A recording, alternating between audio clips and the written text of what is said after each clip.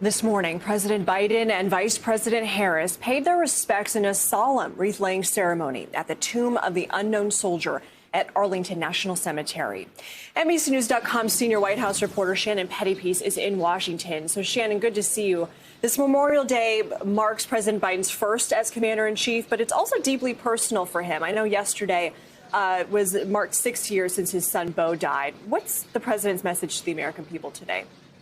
And he talked about that loss and how he has struggled to overcome it, and how he shares that suffering and loss with so many of the military families who are remembering someone today. So very personal remarks that he made as he made a broader call for Americans to show more empathy with each other and to unite around the common principles that define who we are as Americans. Here's a little bit more about what he had to say. If every person is sacred, then every person's rights are sacred.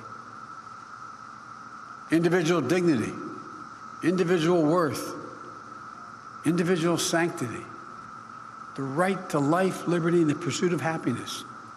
We say those words so often, but think of it. The right to vote, the right to rise in a world as far as your talent can take you, unlimited by unfair barriers of privilege and power.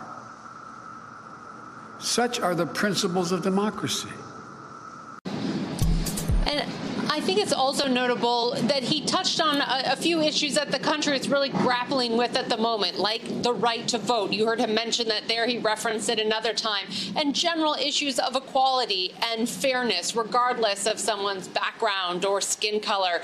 So, not only using this as a moment to talk about bigger, broader principles of America and its history and the remembrance of those we've lost, but also using it as a way to focus today and think about what type of country America wants to be and what type of country it wants to be going forward, at least in President Biden's vision that he laid out today. Yeah, so on that note, Shannon, then how is President Biden planning to forge ahead here? We have his agenda, his also repeated message of unity with the country, and it's still so deeply divided.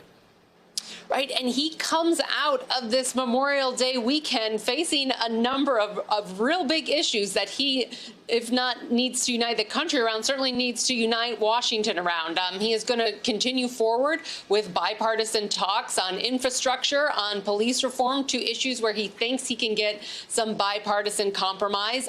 He's also looking off this month as we head into June on the international stage to try and reforge some of those alliances that America has, drifted from, I would say, in the past 5 years with his first foreign trip. So, this theme of unity, something we heard in his inaugural address, continues to be something we hear from him today, and we expect to see from him play out in the coming months if he is able to strike some deals with Republicans in Congress, as the White House is optimistic they can do. Now, certainly still a lot on his plate. Shannon, thanks so much.